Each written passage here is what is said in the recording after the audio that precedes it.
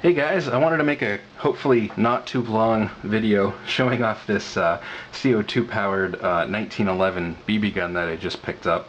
As I mentioned in my video for the Euramax, I do own real firearms. I have a Canadian restricted PAL. I own semi-automatic handguns, semi-automatic rifles. I still think these BB guns are cool. I can shoot these in my house, you can shoot these in your garage, you can shoot these in your backyard. Some of them are so realistic, like this one, that it's pretty neat just as a collectible, just as a collector's item, or almost like a replica. So there's several reasons why I think these are cool, even though I have real firearms. I know some people watch BB gun videos and they like to comment like, oh, you're a baby, you should get a real gun. Well, I have real guns, okay, and I still think these are cool. So this is the Swiss Arms P1911. It's made by a company called KWC. As far as I can tell, they are the ones that manufacture this, but it's been sold under different names. So you might see it as the Tanfoglio Witness 1911, or in this case the Swiss Arms P1911. You might even have seen it under a different name. This one has mediocre specs. It's 320 feet per second. It's got 18 BBs per magazine. And a CO2 cartridge is only going to last about 3 magazines. So the specs on this one aren't the greatest. But I'm going to tell you, you don't buy this one for the specs, okay? My other one here, my Euramax kind of Glock look-alike, this one, off the same CO2 cartridge, will do 400 feet per second and about 5 magazines, 18 round magazines. So you get a higher capacity and a higher velocity out of the same CO2 cartridge with this gun, and this gun is significantly cheaper. So that's what I mean, okay? You don't buy this one for the specs, okay? There's other reasons why this one is cool, and I'm going to show you that. And hopefully I remember to mention why the specs are lower. There's definitely a reason why the specs are lower on this one when you understand how it works. So inside the box we have some paperwork. It came with a box of BBs. I'm not sure how many are in there. To be honest, I didn't open it because I already had some of my own. And it comes with this Allen wrench. That's my biggest complaint with this gun, is you do need the Allen wrench to load a CO2 cartridge. So let me pull this out and close the box so I can put it on. And I'll drop it on the floor. Well, luckily it's all metal. Leads me into the first thing I noticed about this gun. This is all metal construction.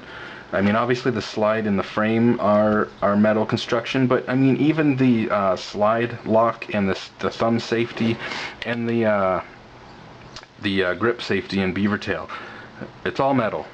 Basically everything on this gun except for the grips is metal, which is awesome. Okay. BB fell out of the magazine when I dropped it there. We'll look at the magazine in a second, but first of all, looking at the gun, I'll let the slide back. It's very, very realistic to a real 1911. Not in just the way it looks, but actually in the way it functions. It's not a fixed barrel. The barrel actually has somewhat of a locking mechanism on it. So as the slide comes back, I don't know if you can see that, but the barrel does drop.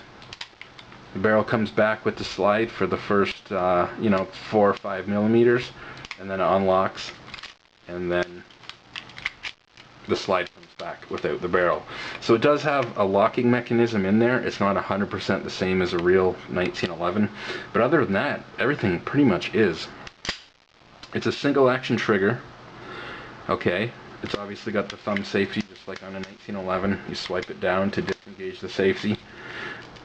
The grip safety does work, so the gun won't fire unless you have the grip safety in. It comes apart like a real 1911. It's got the guide rod. You push the guide rod in. It's got the barrel bushing. And then I just dropped the barrel bushing on the floor. The barrel bushing does pop off as there is a spring around the barrel. That's one thing that's really different on here. There's a spring around the barrel, and there's a spring. Well, I'll show you. Bring the slide back. Pull the slide lock out. pull the slide off. Just like on a real 1911. The barrel stays in the slide. It's got a guide rod spring, but like I said, it also has a spring around the barrel.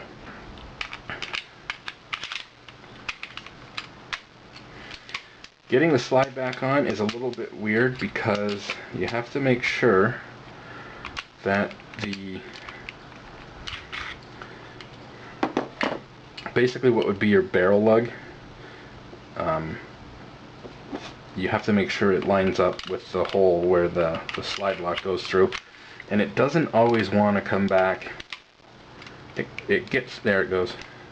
Yeah, you got to make sure it comes back, and if you look through the hole as you're bringing the slide back, you'll see it pass over, but it doesn't always pass through. It gets hung up on something in there. So yeah, there we go. Other than the fact I just lost the barrel bushing, I'll have to find that before we fire it. We'll take a look at the magazine now. So the magazine holds 18 rounds. It holds the BBs and the CO2 cartridge all in one. Once you break the seal on the CO2 cartridge, you can still take the magazine out. The valve is actually in the magazine. So the valve, the CO2 cartridge, and the BBs are all in the magazine. It's a metal magazine, and I definitely like that design. Like I said, you don't buy this one for the specs. The specs on this one are actually higher, but it makes sense when you understand how these work. This one has a really long and heavy double action trigger pull. It's very long and very heavy. This is basically striker fired, so as you're pulling on the trigger, you're putting tension on the striker until it breaks, and then the striker hits the valve, which lets out some CO2 gas. The slide on this is completely non-functional. It's just there for looks. It gives you the blowback feel when you fire it, but other than that, it's not doing anything. You could take the slide off. This one has a fixed barrel. You could take the slide off of this thing and it would still function. You could still shoot it without the slide on it. This one, like I said, the slide is truly functional. The slide not only cocks the hammer when it comes back, but it strips the next BB off the magazine and brings it into the chamber when it comes back forward. So it's very realistic in the way it operates, and because of that, like I said, there's two springs in here. There's a lot more, force required to pull the slide back on this one compared to this one. So it takes more of the CO2's energy for the blowback system.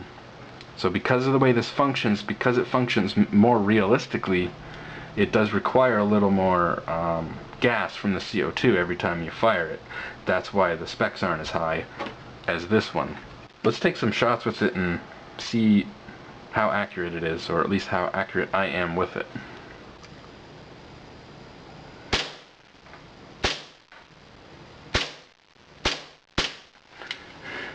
Pretty quickly. Actually, I just drew a target.